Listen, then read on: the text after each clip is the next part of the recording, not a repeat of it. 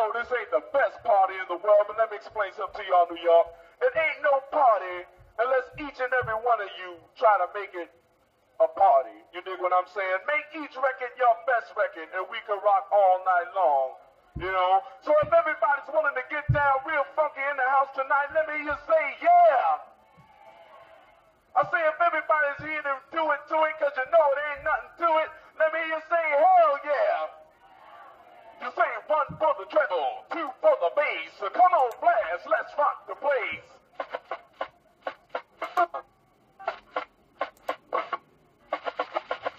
From the top, come on, blast, let's rock. Yeah, let's go. Oh man, don't mind me, man. I'm just over here having my own listening party, man. Kings to Isaac 4, who's keeping us tuned up. Yeah, man, pretty soon we're going to have all this in one place on the website. We're rebuilding it all, but in the meantime, Isaac is getting it rolling, keeping the music vibration soulful with that music soul child. I mean, he's tuning the classics. He's going crazy. Y'all send him, y'all love Isaac at 432thedrop.com. Hit the brother up. Any of your requests, you know what I'm saying? It's a community environment, an atmosphere, a secluded alcove, a frequency, a vibration above the barrier, static free, hijack free, drop nation, choose up, suit up, what up? Music soul child. Yo, man, we got the roots, man. We got the roots tuned up live, man. 432, man. Music soul child, Eric Badu live, Rick Kwan. Remember them, you know what I'm saying? Flute vibrations. My man Isaac is tuning all this up. See, it's an ongoing process, man. We just keep it, refreshed and fluid, man. Moving water. All these playlists are continuously changing, man, just for you. You can check all this out for free, man. Just dig on it for, educational purposes to start tuning that cochlea up. Hear the difference. Go to the Compare 432s, all that. Kendrick Lamar, Section 80. Yeah, man, they banned our other joint, you know what I mean? But it's alright. It's alright. Because we already know what time it is. But keep it pushing, man. Wale, The Gifted, man. Lauryn Hill, Rick James, Sade, Tribe Called Quest, R. Carlos Okai, Dr. Dre, Ice Cube, Just Scott, Lil Brother, Currency, J. Cole. All this, man, has been a lot of work and effort, man. So y'all send Isaac your love. Isaac at 432thedrop.com. He's tuning it up, man. Supervising our connectivity, man. Our music. And when, when we hit that live, man, Isaac's going to be, making sure that we tuned up live, man. So it's all a process and it's teamwork that makes the dream work. Love to Rasheem the Dream. You already know. So check it, man. Check it, man. Y'all dig on it, man. Y'all dig on that roots, man. Hey, man, y'all just want to, kick back with your boy and kind of learn some Paleo Hebrew fast and loose? All up in your Facebook? Erictology.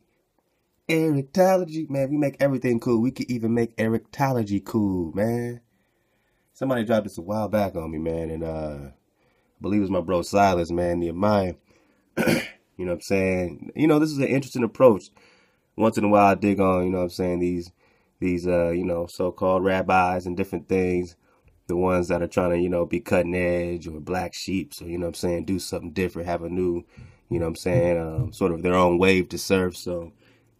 this was an interesting intro, and this cat has a lot of different lessons, man. He goes from each, each letter, and breaks each one down. And he has a story that he connects behind it. So, first of all, love to hire Mark, man. Love to all the family, man. Building in the copper thread, who dropped something on the Hebrew alphabet today, which reminded me that I wanted to do this. And this is something that we all should do, man. Start really getting into our language, and we should all be pushing, for the fam to, we talk all this shit about English, but if we ain't trying to learn something else, then, we just talking. So let's start, trying to do it fast and loose. We ain't got to do it. I know people normally have their classes and things, and you got to, kind of dodge the hijack with that, because you got a lot of indoctrination that comes with learning the language. You got to really watch who's teaching you language. But, sometimes someone comes along kind of like this where you can kind of follow it. That feels like more of a natural way, a natural flow of digesting the story behind the information. The entire Aleph Bet tells a story. So this cat calls it Erictology, and he breaks down a story. Now you can relate it to you. He's going to, of course, bring you the hijack and the Yahwehs. You're going to hear a bunch of Yahwehs and then a bunch of connections with this Jesus Messiah. So he's going to try to bring you Zeus. He's going to try to bring you the Yahwehs. All right, just get ready for that. That train's never late. But as we're digging on this indigenous truth, indigenous drop, let's see what kind of story we can connect with it. So let's just do it, man. Fast and loose, man. In your face, bone. Erictology. All right, man. Let's kick back, man. Let's just kick back, man. Learn some paleo. Let's see how we can surf this thing. And again, left to my brother Higher Mark. He was talking about a chart. I remember I had this chart up from before, so we're going to keep referring to it. I'll leave all the links for you. And yeah, you know, that's what I love, man, about building with my bros, man. It's like I'm inspired by somebody every day, man. So I love all you, man. Love to the tribe. You know what I'm saying? You guys make me better. You know what I'm saying? We crystallize each other.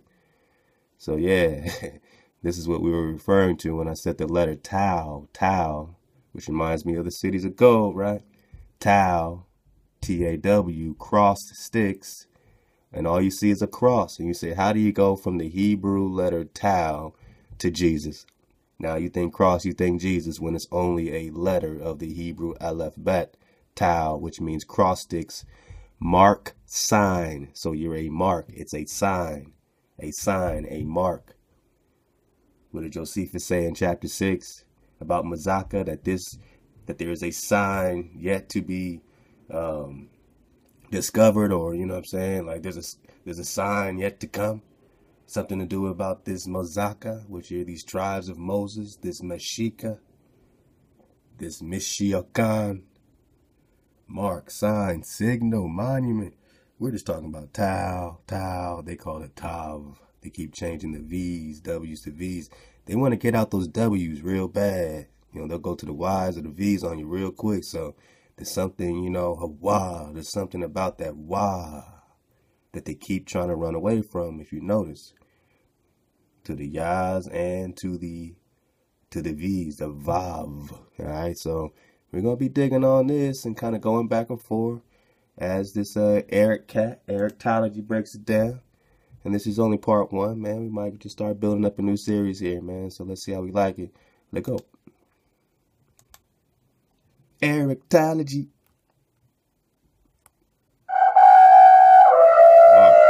Okay. So what we just did with the shofar is the 30-second explanation of what this chart is. Daniel 12, verse 4, the angel, the Melach, told Daniel to hide the words and seal the book until the time of the end. This chart is proposing the concept that Daniel effectively hid the words and sealed the book by changing the letters from the Paleo format of a font into this modern style font known as the Chaldean flame letters, thus effectively sealing the book. Whoa, all right. I think it's been worth it already. I like that approach. I mean, don't you? Rather than someone sitting you down and saying, look, man, believe in this, man. Look, man, let's hear that again. Until the time of the end. This chart is proposing the concept that Daniel effectively hid the words and sealed the book by changing the letters from the Paleo format of a font into this.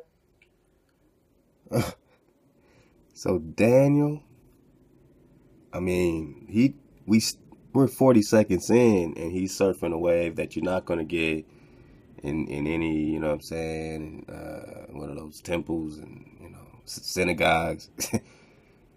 I mean, unless you know, are in like some private study classes when there's somebody trying to drop some drop. All right, so 40 seconds in, we got this, man. That could it be? We don't know, right? So we're just asking the right questions. We're asking the right questions. Could it be that Daniel the prophet, when he was told to seal the book, then did this exchange in the letters, what this Erictology is talking about, from the Paleo Hebrew to the modern Chaldean flame letters, thus sealing the book. Because if it's not in that Paleo, it's not that pure water. And now you're able to still get a language out of it. You get more of an abstraction, more of a duplicate abstraction in this modern, but you don't get the frequency. So it is sealed. It is blocked. The frequency is sealed. The energy is sealed. Because instead of saying wah, you're saying yah. Let's check it out. One more time. And when did this happen? Did this happen in the BCs or did this happen in the 1200s? Second explanation of what this chart is. Daniel 12, verse 4, the angel, the Melach, told Daniel to hide the words and seal the book until the time of the end. This chart is proposing the concept that Daniel effectively hid the words and sealed the book by changing the letters from the Paleo format of a font into this modern style font known as the Chaldean flame letters, thus effectively sealing the book. Bang. Unveil my eyes that I may perceive wonders from your Torah. That's the way it is rendered here in the Stone Tanakh edition. Unveil my eyes that I may perceive, show you. This is a tool. I'm now going to show you the application of using this tool to translate Scripture, to decrypt the encrypted message. But if you look at the word that's spelled Nun Pe Lamed, those three letters, it's the word Nephil, where we get the word Nephilim.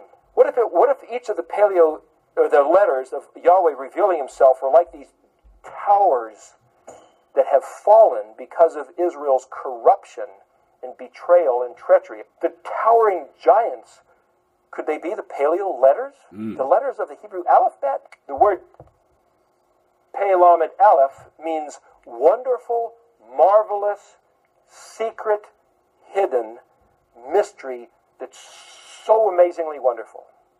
And it's pronounced Pele. And David said, will you please unveil my eyes that I can see the Torah? When you know what the letter means, and what's the difference between this letter changing into the next letter? Why is it in this chronological sequence? It tells you the aspect or the nature of the change when you're changing from this letter to that letter. Once you realize all these letters, you realize, gosh, they have to fit this sequence.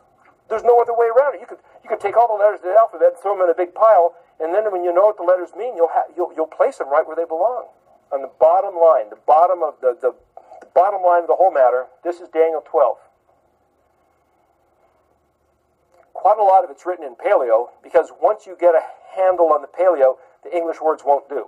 And this is Daniel 12, verses 4 to the end of the chapter. The reason these are down here is because there's a way of sequencing the matters in those three verses according to the pattern of the alphabet. Aleph is the plan that Abba purposed in his heart. Bet is the container of all he would impart. Gimel is the sent one to retrieve us home again, to enter through the door, the Dalet. Hey, look, he's the Vav, man. The Aleph, Tav, accomplished and completed as he said. The one word, Aleph, Tav, Et, the one word left untranslated, the one we all reject. Still the offer yet remains, Chaim et ha'olam, which is, Yahweh commands the blessing, live forever. Chaim et ha'olam. For the simple Brit of love and death is Aleph, Bet, his song, Ha-shir shirim, the song of songs. If we know how to hear it, the song of love and death.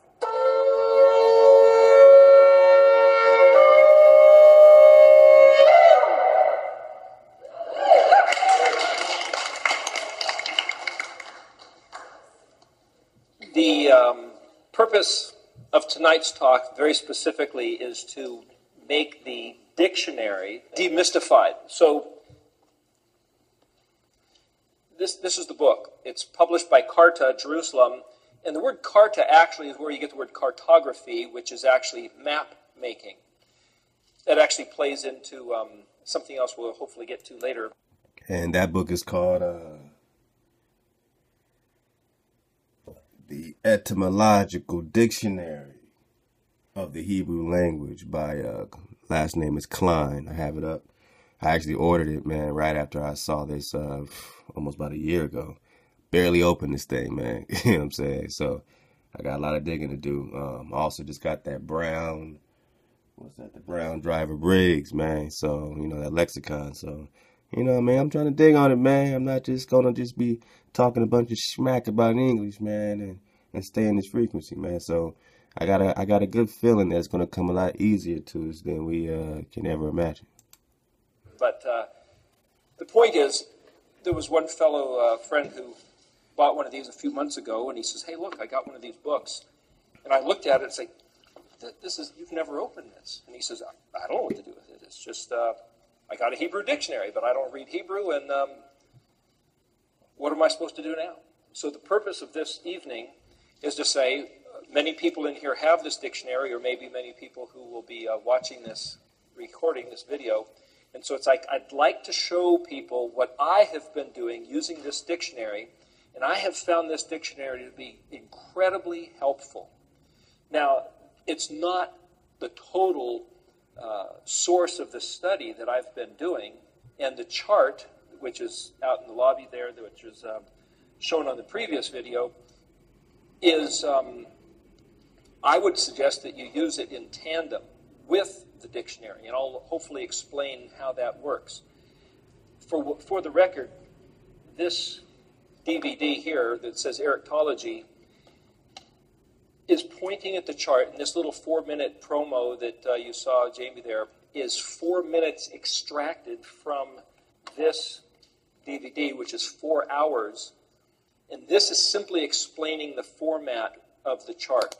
It's not explaining all the information, and as I say on this 4-hour thing, which we recorded down here in Salem a couple months ago, is that the information which this is about was actually recorded at a couple home groups, one in 2006 and one in 2009, and the radio station T2TN, Hebrew Nation Radio, 1220 AM down here in Salem, has reproduced those and made those available, which I believe we have a couple copies out here. But those each were 8 hours long. And so they both pretty much cover the same information. So here's the history, you might say, of this information. Probably 10 years ago or so, I came across Frank Seekin's book on the Hebrew word pictures. And do many people in this room, have you seen this? I see some hands, just so I know how. Few people, not even half of the people. So just so I know who I'm speaking to, how many people have no idea about anything Hebrew? Well, probably half the people have no idea about anything Hebrew. Okay. And besides that, who knows who's going to be listening to this tape. So here's the thing. Frank Seekins is in Phoenix or Scottsdale, Arizona. And apparently, probably about 15 years ago, he discovered something in the Hebrew letters. I don't know exactly what the first letter that he discovered, but I know the most simplest one to render is the word ben is the word son. B-E-N in English, ben, bet noon in Hebrew, it's the word son. And the letter bet means a house, and the letter noon is to be living, or something that is alive that jumps out of its environment. And you could say, well, a son is one that is born, which brings life to the house, and when he grows up, he jumps out of the house and goes to make his own house. So there's this very simple picture in the Hebrew letters that bet noon is the word son, ben, and it means the life of the house that then jumps out and goes to make his own house. It's like, in a very simple way, Frank Seekin's book called Hebrew Word Pictures takes every letter of the alphabet. In Hebrew, it's aleph, bet, the first two letters. Alpha, beta is actually Greek, and then alphabet is English. So I'll try to say alphabet, because what I found is that this is strange. This is a foreign language. You know, I'm a 21st century American Christian, and so what do I care about ancient Hebrew? Well, part of the talk tonight is to show you the significance of ancient Hebrew. And so, okay, so he's, you know exactly where he's coming from. What, 21st century American Christian? All right, so you know which hijack you're going to have to dodge. And you know how they're going to tie in the messianic situation without really connecting it to your messiahs, your Joshua, your Moshe, Meshi. Let go. And what I found was I have to retrain my mind visually, auditorially.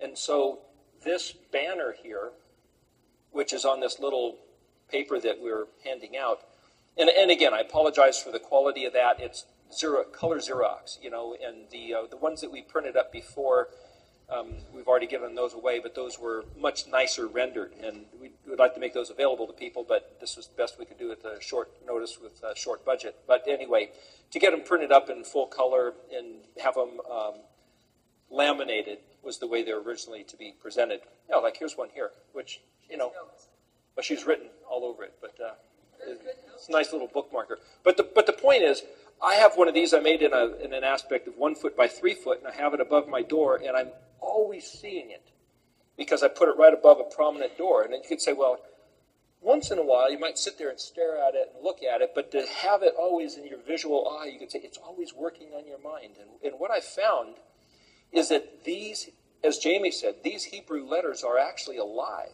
And you could say, well, that's kind of a strange esoteric concept. But these are not just letters. These are not just scratchings of lines in the dirt. I believe, really, that these letters were designed by the creator of the universe before the creation. So this is not Christian, and this is not Jewish. Ish. That may seem strange, but we have been told, linguists have said, well, cavemen were grunting, and then they were scratching, and scratching, and everything became a meaning, and it evolved into language, and it evolved into the thousands of languages we have now. I disagree. What I believe this is, what is on this 8 hours worth of talk, which is then incorporated into the chart, which this DVD spends 4 hours explaining, which is about this, is that this alphabet, I believe, was designed by the Creator as the schedule, the to-do list, before making the universe, such that the 7-day sequence of creation in Genesis, or in Hebrew, Bereshit chapter 1, is mapped by the Hebrew alphabetic letters. So if you have a to-do list or a plan, and you say, okay, this is what I'm going to do. Okay, you're going to build this building. Okay, well, you're first going to find the plot of land. That's number one. Number two, you're going to excavate, dig a hole, pour some concrete. Number three, you're going to set up some framing. Then you're going to put the roof on, and you got this schedule. And finally, you paint it and throw down the carpeting, and you've got the whole list. That's what the 7 days of creation are. And I found that it mapped to the Hebrew alphabet. And if the 7 days of creation mapped to the Hebrew alphabet, well, which came first, the building or the plan?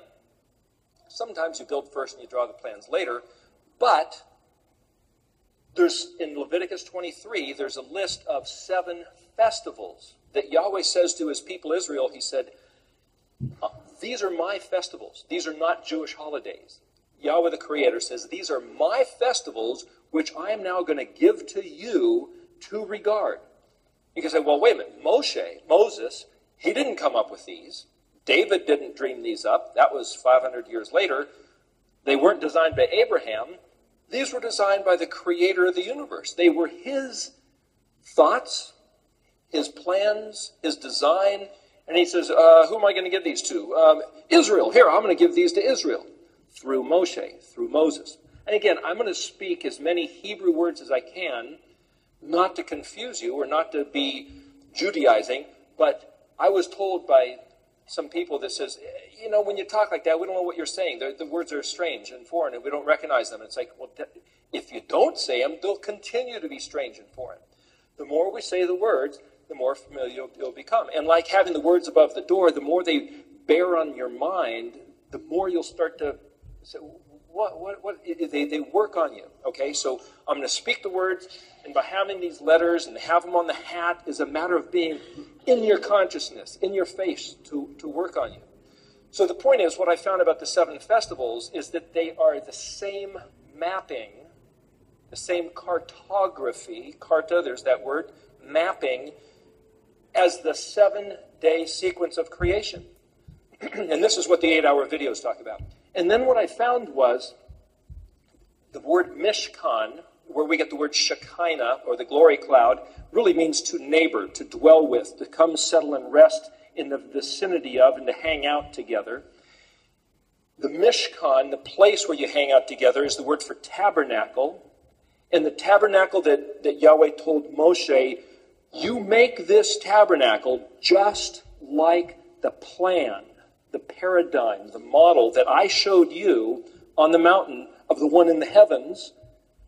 You make the one on earth just like it. That pattern, which I'm referring to as the Mishkan pattern, is the exact model pattern of the 7 days of creation and the 7 festivals. Happens to also map to the 7, or the list of Beatitudes in the Lord's Prayer in the New Testament. That's a whole other matter. But the point is, these 3 things are purely of Yahweh. They're not human religion. They're not of human design. The sequence of the 7 days, if he planned out those 7 days and then put them into a... So think about you, so-called Negro, because this is for you. Don't get lost in the sauce. Stay focused. This is all about you. He is a student of you. You're not studying him. You're not studying Erictology. He studied you and is now giving you a wave to serve that is visual, saying, yo, this got nothing to do with religion. This is the frequency of the Creator. I mean, yeah, we got to start putting that Paleo Hebrew, like, somewhere around your house, man, to let it keep working on your, inner self. Let it keep working on your ruach. Let it keep reminding something deeper than what your eyes or your brain can perceive, something that has already existed. Hawa. So we're just, digging on existence. We're looking at this from an existence perspective. Let's keep rocking. Fact. Then he had the plan of those 7 days before the 7 days, which means they came before the creation of the universe, which makes this the oldest archaeology of any. It's older than the stars. Wow. It's the oldest anywhere because it's the Creator's to-do list off his desk, as it were. So here you have the pattern of the Mishkan mapping to the pattern of the 7 days of creation, mapping just like 2 hands that look like, well, gee, those don't match, they're opposite. And it's like, oh, when you put them like this, they're exactly the same pattern. The 7 days of creation, the 7 festivals, and the Mishkan pattern are all the same. And what I then found in 2005 is that it maps to the Hebrew alphabet if you know the meanings of the letters, according to Frank Seekin's study.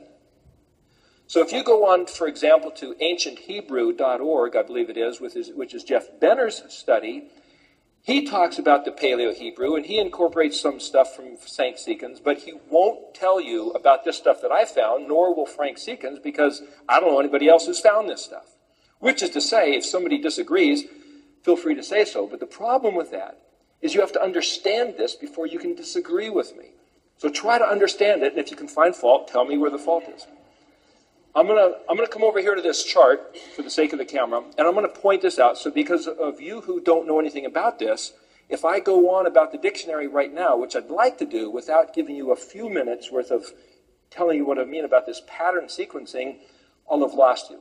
And then I'll say, well, go back and listen to the 8 hours, and then listen to the 4 hours, and then go back and finish listening to this talk. I don't want to do that to you. I'm going to point out to you briefly what I mean.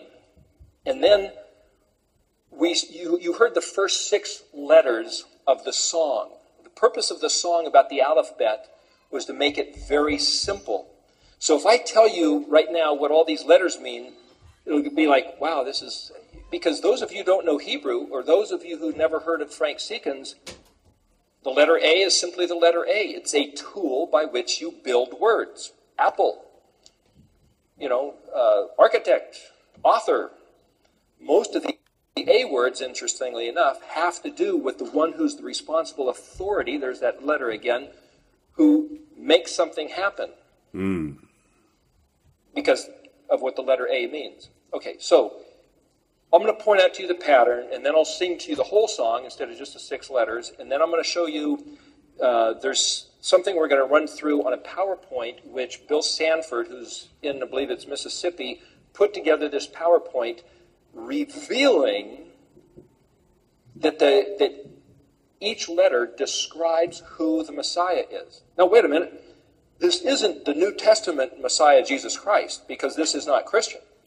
This isn't necessarily the Messiah that the rabbinical Jews are expecting, because this isn't Jewish. What this is going back to the original meanings of the letters and realizing that the creator of the universe embedded in the meanings of the 22 letters from before the creation of the world the identity of who the Mashiach, the Messiah, was going to be, but not the way we necessarily think of him. This might step outside of our paradigm of expectation. And I picture this kind of like, to use a little metaphor, it's kind of like Cinderella's slipper. The alphabet is kind of like Cinderella's slipper. And it's like, hey, here's this glass slipper. Whose foot does it fit? Let's take our favorite Christ figure, our favorite avatar, our favorite prophet, our favorite special holy man, and does his foot fit?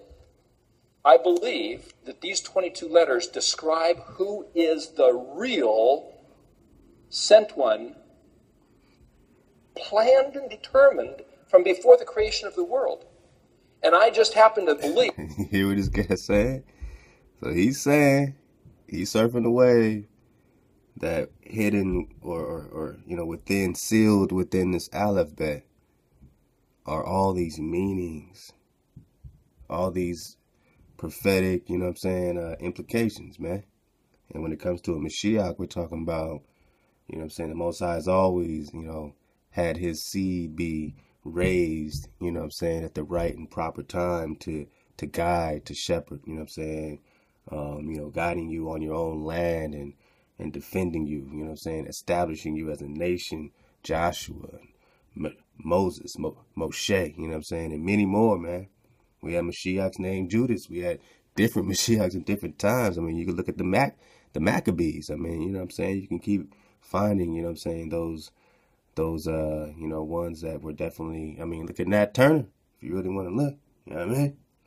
But nah, man, So what does it really entail? What's really hidden? What's really sealed? What is being unsealed? Is that the type of information that comes to you when you connect it? He can only take you so far. There's only so much your mother can rock with it, but he can give you a wave to surf for you to take even further and be the water. That it fits the foot of Yeshua. Now the question is, if you see him in the Hebrew format designed or explained by these 22 letters, does he fit any one of the various, there's like 20-something thousand denominations, copies of the English Bible? Everybody has a different aspect of who the Messiah is and what his doctrines and theologies are. I'm not here to step on any toes or to put anybody's beliefs down. I'm here to show you what's in the Hebrew alphabet. And then you can take what's in the Hebrew alphabet and compare it to your favorite doctrine, and if something doesn't fit, you can throw out which one you don't like. I happen to throw out the doctrines and hold on to the Hebrew alphabet because I think that the proof is the fact that the Mishkan pattern, the 7 days of creation, and the 7 festivals of Yod-Heh-Vav-Heh, the creator of the heavens and the earth, are the supreme plumb line. As a matter of fact, the very first word of the 10 Commandments in Exodus 20 happens to be the Hebrew word Anoki. Aleph, Nun, Kaf, Yod. Those letters may not mean anything to you, but later on, hopefully they will. Aleph is the letter that means I will. Nun is to impart life to. Kaf is an open hand, which is a covering, which is also, I believe, represents the words of the Torah that are written like lines of script. And the letter Yod is my, which is a possessive. So you could fit those things together, and that's just a little example of how to break down words that are spelled in Hebrew. But the word Anok is literally a plumb line. And you could say, well, where's the standard of truth? What's the standard of what's right? The true doctrine, the true principle, the true theology, the true identity of the Mashiach, the true rendering of any particular written script. Here's the plumb line. It's something you hold from the top when you're doing a building. If you want to try to find true plumb, you can hold up a level, but sometimes the bubbles are off. But if you hold up the plumb line with a weight on the bottom, here's the plumb line. And the word Anoki can be literally read as my plumb line. And I remember hearing someone say once, well, that's not my plumb line.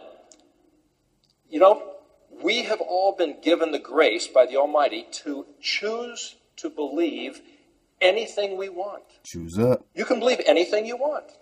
You can also be wrong. You can also kill anybody you want and pay the consequences, because the commandment was, thou shalt not murder. And if you choose to, that was your choice. You will pay the consequences, but you can believe anything you want. You can do anything you want, but here's the plumb line. And so my particular regard is to say, having found this plumb line, now we can say, well, is it still valid? Is it true? Is it trustworthy? Those are all subsequent questions which we can deal with. But to simply present the information so that now we have something to look to and say, wow, if this is the true plumb line, I can take every one of my favorite customs and traditions and beliefs and habits and lifestyle and compare it to the plumb line and say, how does it measure up? And remember how we got in the last drop on the document AD dropped on us, man, the Hawa, the creator. And all they're doing is putting this Y, right? And this is Hawa, Hawa. Hawa is pronounced Hawa, Hawa. So, that's when they're saying, oh, well, we're representing a future. And that's when they get the Yahwehs and the Yah, the Yah. But we're talking about what, Mashiach? They're trying to put it back in their Joshua, right? Their New Test Joshua. But we know of our Joshua, which is connected to this Cuzco by Menasseh, author of the Book of the Beginnings, love to Paco, man. So we're all bringing these, pieces. We're all dropping these different things. Again, I encourage all the bros, all the sisters to start dropping on this Hebrew, man. You know what I'm saying? This is just me trying to, keep it rolling, man. Love to Hiram, man, for sparking this. I know Hiram got something coming, man. So, hey, we're just trying to dig on a couple things, man. Erictology. Which I believe is the purpose of it. So here, I will show you the pattern briefly. And again, I don't want to take the 8 hours that I took on those other DVDs, but this is just to bring you up to a certain speed of recognition. As the basic pattern, this is the Mishkan pattern down here. So I'll render this by the days of creation first. Well, I'll tell you what. Let me show you the Mishkan first, because these are drawn as pieces of the Mishkan. Here's the big white fence. Nobody was allowed into the big white fence if they were in contact with something dead. So outside the fence, in the darkness, they had to be first cleansed by the ashes of the red heifer. So the priests had to develop a red heifer with no white hairs in it, kill it, burn it, take the ashes, mix them with water, and if you were in contact with something dead, they'd sprinkle this water on you, and you could say, well, is that a ritual cleansing, or is they making some kind of a soap out of lye and somehow cleansing you? It was the instruction. So to be cleansed with the ashes of the red heifer allowed you permission to enter. You'd enter the fence. Now, on the fence, there was one door. It was pretty wide. It had 4 colors of embroidery, technically 3, blue, purple, red. And in the book of Leviticus, you'll see repeated more than 20 times. Every time it renders the color pattern, it's always blue, purple, red on white linen. Blue, purple, red, white linen. So that's why there's 4 colors. There's also some gold threads woven into the embroidery. But I was saying, is there some reason, blue, purple, red, white linen, blue, purple, red, white, blue, purple, red, white? What could this possibly mean? Hey, there's 4, blue, purple, red, white. Yod, He, Vav, He. Gee, there's 4 letters to his name. I wonder if the colors match. That's on the chart. That's another explanation. But yes, I believe that the colors sequence, blue, purple, red, white, matches Yod, He, Vav, He. That information is on the 8-hour chart. I have to move. So now we got some frequency with the colors again. They didn't invent none of this stuff. It was already here. They didn't invent any letters or anything. They was already here. Numbers was already here. We're talking about the frequency that created the vibration you're in, the shaper that you're in, the law that you're tuning up to be in. Blue, purple, what is it? Blue, purple, red on white linens. Hey man, can y'all hook me up with a white linen garment, blue, purple, red? Let go, Drop Nation. Move on because we're really supposed to